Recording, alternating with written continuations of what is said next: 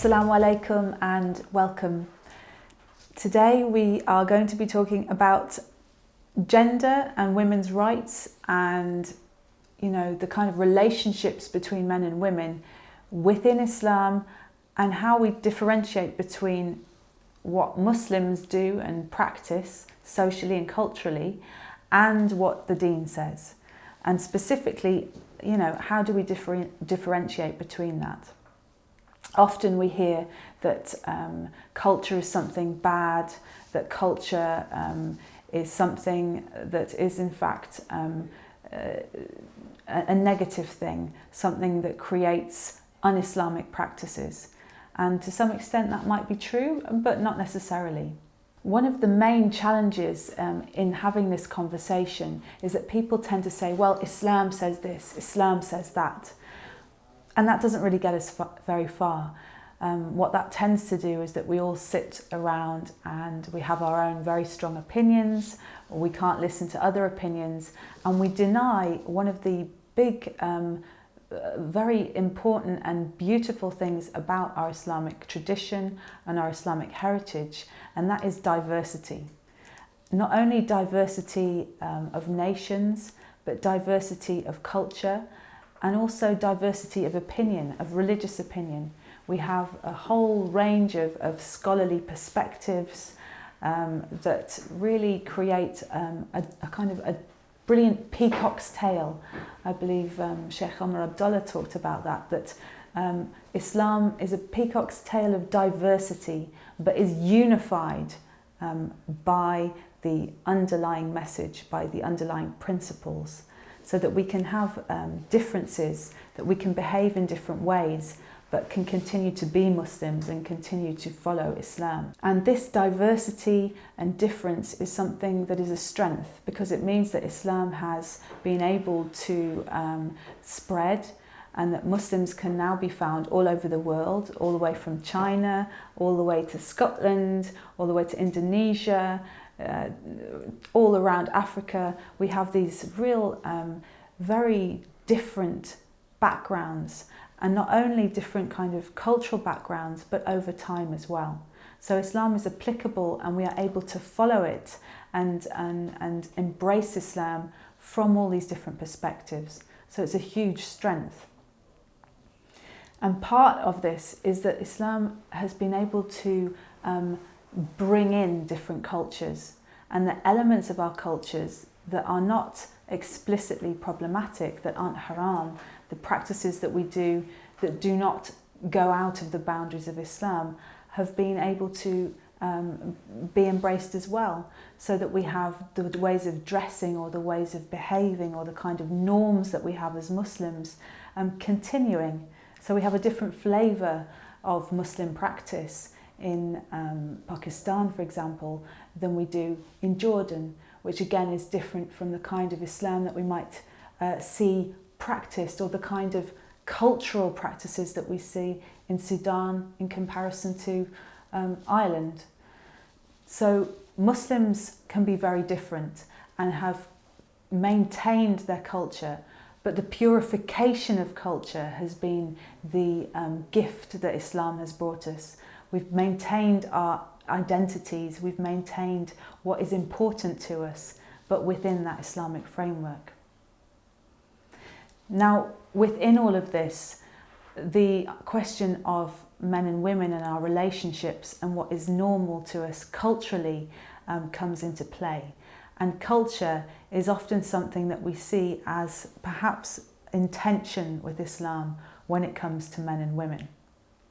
For example, we have cultural practices around the way that women are expected to behave, or that men are expected to behave, that aren't necessarily Islamic, but because Muslims do them, are seen as connected to the Deen, when in fact they may or may not be allowable, and are certainly not necessarily the best way that we could behave.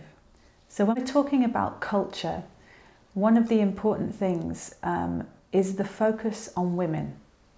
And just as I was talking about in the previous episode, the battle between politics using women's bodies, so suggesting that women should be like that or women should be like this in order to promote a particular political point, culture also ends up with this debate.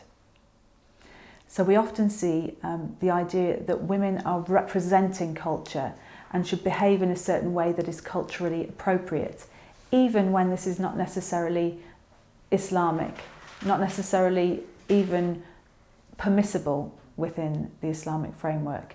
But, as human beings, we continue to do things that aren't always compatible with the deen. One particular example is that women representing cultures is the way that we dress. So, for example, in the UK, we often have conversations about the way that young girls, behave, but also dress and are presented. So, particular traditional clothes, which someone may definitely want to wear or may not want to wear, are suddenly seen as the proper way for a girl to dress. And a restriction of the way that she, her appearance is linked specifically to culture. Not whether she's, dressed modestly, but that she's dressed culturally appropriately becomes paramount. And that's often a real source of tension. So as well as the kind of superficial outward expectations around the way a woman and girls might look, we have also this idea that culturally women should be behaving and men should be behaving in certain ways. So men culturally are often expected to be very macho, to like doing particular sports or speak in a certain way or have their body language in a certain way.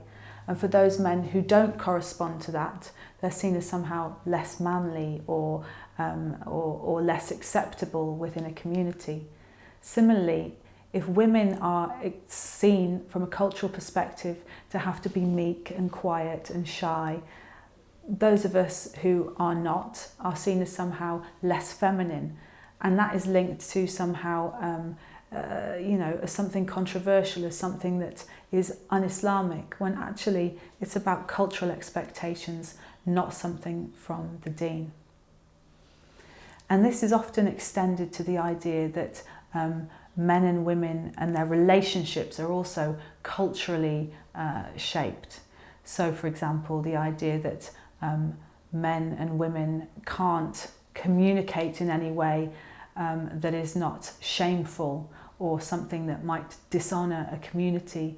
Again, it's not coming from within the deen, but is very strongly culturally supported. This idea of honour, of the way that we should carry ourselves or behave, is often absolutely culturally situated, but is often used from an Islamic perspective to kind of justify what we do. So Islam is used. People say, oh, well, Islam means that I have to dress a certain way, or Islam it tells us that we have to behave in this way. And actually, if we question exactly, where this is coming from, it often isn't a religious perspective. It is one that we have justified through religion, but is absolutely coming from our cultural baggage.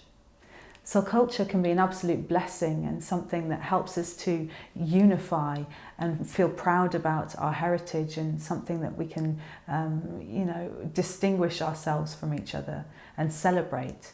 But it can also be, it's a double-edged sword. It can be used in a negative way to justify particularly forms of oppression against women.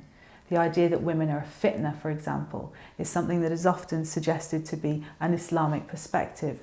But actually this idea of women being both weak but dangerous, and a creature that somehow can't control themselves, that women, if we're let out, will cause all sorts of problems in the world. Is that really coming from within Islam, or is that coming from our different perspectives? We certainly have a Western tradition of women being irrational, the idea that we need to be controlled. That comes from within the Western cultures as well, and we see it in our cultures across the world, including amongst the Muslims. what is interesting is, how this therefore impacts on our relationships. So we see women and girls' movements being restricted.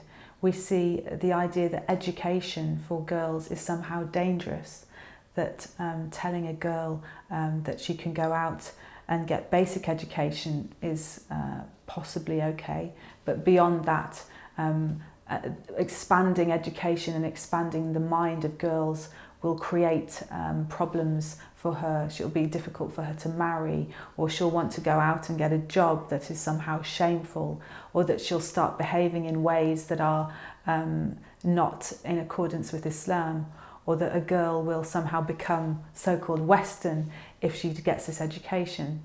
These are cultural fears and culturally related ideas that are often, we dress up as Islam, but are not. So what's interesting in distinguishing between what is religiously sanctioned and what is culturally expected is extremely important, and it's something that we need to start differentiating more.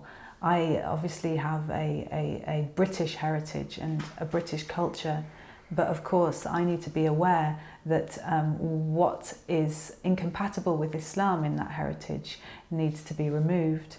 But of course I remain ultimately culturally British, and that's not a bad thing, as we all have our different backgrounds and different cultural situations. The problem when it comes to gender relations and the relationship between men and women and the expectations we have about men and women are when we somehow see us as representing culture in a way that is very negative, that we somehow become these vessels for culture. And that becomes a very difficult thing to handle as individuals and could be damaging to communities. What I think is particularly important as well is to see the historical influence of all of this. So please join me after the break and we'll talk about the kind of civilizations and the histories that have influenced the way that we understand men and women in this cultural perspective. Assalamu alaikum. Assalamu alaikum and welcome back. Before the break, I was discussing the way that culture and religion are often conflated, are often confused, and how this can have a positive but also usually negative effect on the relationships between men and women and the expectations that we have, particularly pertaining to the roles and behaviour of men and of women. But what I want to ask as well is, where have these ideas come from, the negative ones that we sometimes assume are part of Islam because Muslims do them? And it's quite interesting to see the historical situation of these ideas.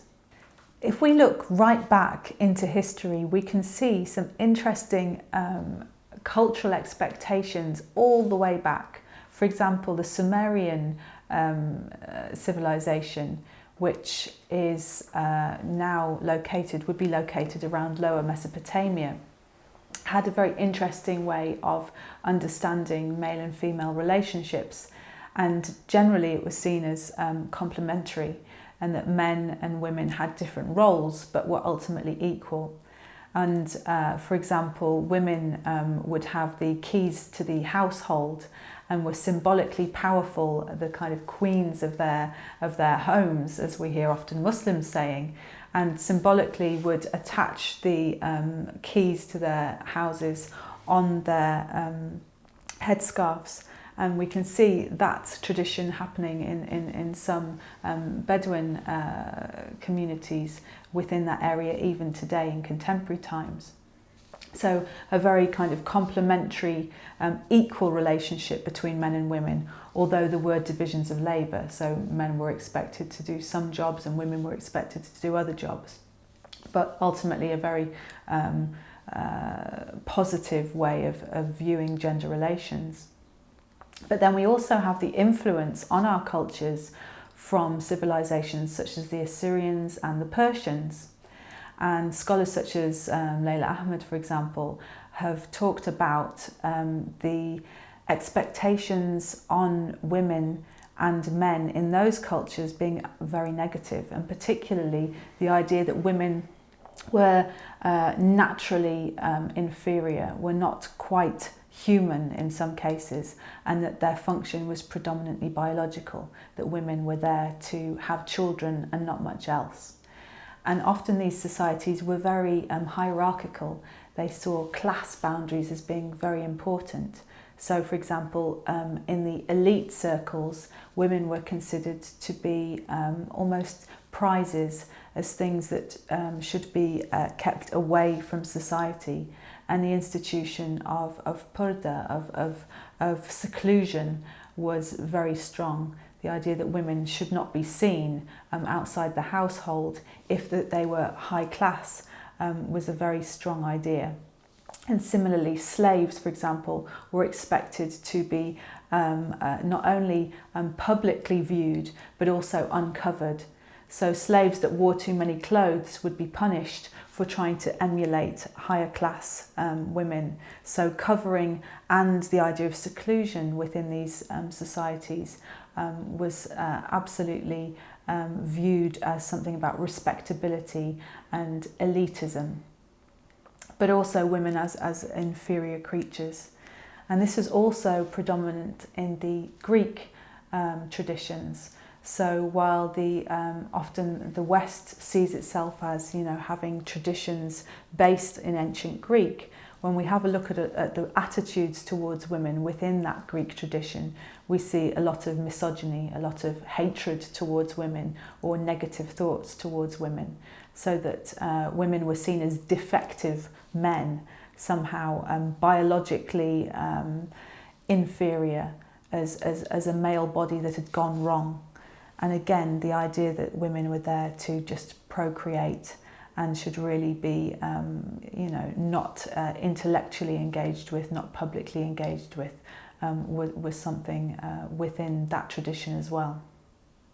So these negative cultural ideas we can see happening, across the globe, and we can see happening across culture within history, and that these historical cultural ideas we can often find located in our own ideas today within our different communities. So they're not necessarily inherent to Muslims, but Muslims have picked them up.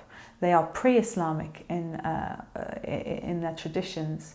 And okay, some cultures have these long traditions and are not against Islam, but many of them are not compatible with what we really understand within the Islamic framework as positive gender relations. And as well as the Greek civilization, we also see the Byzantine Empire, which was the Christian empire of ancient times. And what was interesting about the conversations within those kind of cultures was the idea that women were a problem, and that this was justified through the Christian understanding of the story of Adam and Eve, peace be upon them, and that Eve had tempted Adam, and that the sin of mankind is inherently linked to a woman and therefore all womankind. So this idea that women are a fitna and that women were problematic was absolutely there within Christian Byzantine times. So something that was culturally understood but also had its roots within a Christian interpretation, a Christian religious interpretation of the problem of women, and the idea that therefore women needed to be controlled, that women were dangerous, and that women were tempting to men, that women could create these divisions within society between and cause men to commit sin. And of course then we have Jahil Arabia, where women were generally, treated in different ways.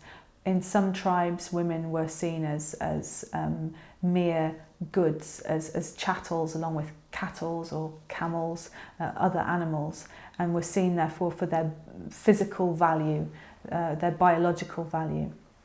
In other Jahil tribes, women participated in society. There were famous Arab poets for example, who were women, and women would fight alongside men. So it was quite a complex, various sets of traditions and cultures.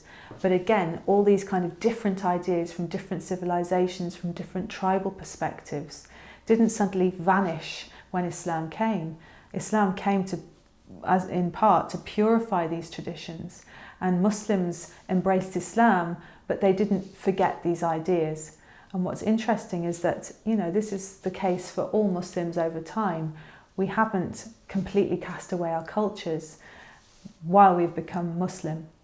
And what's beautiful is that we've maintained the diversity, but again, the problem is that some of these ideas have not only been carried on and we haven't let go of them, but we have started to justify them as somehow being Islamic, when their traditions are not Islamic. In fact, they are often anti-Islam. So particularly around women and men, this idea that women are fitna, or women are weak, or women are crooked, or inferior in all of these different ways, has its cultural traditions across the globe and from very different historical narratives. So when we talk about these cultural norms and cultural practices and how they are often justified as Islamic, we can see some really important examples. From the Islamic perspective, within marriage, for example, we have the mahar, which is sometimes called the dowry or the bride price. And when we translate it into English and call it a dowry and a bride price, that helps indicate some of the cultural baggage that we as Muslims bring to this Islamic institution. So from a deen perspective, we can argue that the mahar, of course, is given often on the contracting of marriage, but also can be partly on divorce, but as an independent form of wealth for a woman.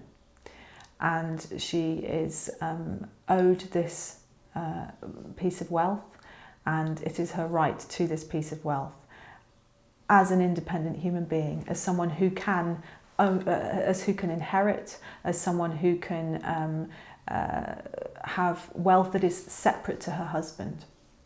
But what's interesting is the way that as Muslims sometimes that we twist this tradition. Calling it a bride price harks back to some cultural traditions where women are literally bought from their families. So money is given to a girl's family in order to exchange into the husband's family. So literally buying women. Again, this isn't the Islamic tradition, but this is a cultural institution that still carries on, and that mahar is twisted to understand that. Other cultural traditions view it as something that is part of the dowry, that is also, other traditions view the mahar as a kind of inverted dowry, where traditionally the woman's family would actually pay the husband and the husband's family to take their daughter, because women have been seen as so lowly and as so useless, or so inferior to men and to having sons, that you would have to actually pay the money to the male family. So again, this is a cultural tradition which is often says, oh well, mahar is about an exchange of wealth, and that yes, this is symbolically given to the woman, often woman's family, not herself, but that more is given in the opposite direction, that the woman's family somehow gives more to the men. So we see an institution within the Islamic framework, prescribed by the religion, that is then twisted through cultural understandings and used to exploit women rather than support their independent wealth. Other examples, and these are things we can explore in other episodes as well, female genital mutilation and cutting. It's a very controversial practice, and something that in the West is often linked to Islam, and people say, oh, well, you know, Muslims practice this, and it is specifically Islamic practice. If we have a look at the cultural attitudes towards this practice, this is a more accurately understood way of seeing. If we have a look at some of the different cultures who practice, we can see that this is done, yes, amongst some Muslims, but also some Christians and other religions as well.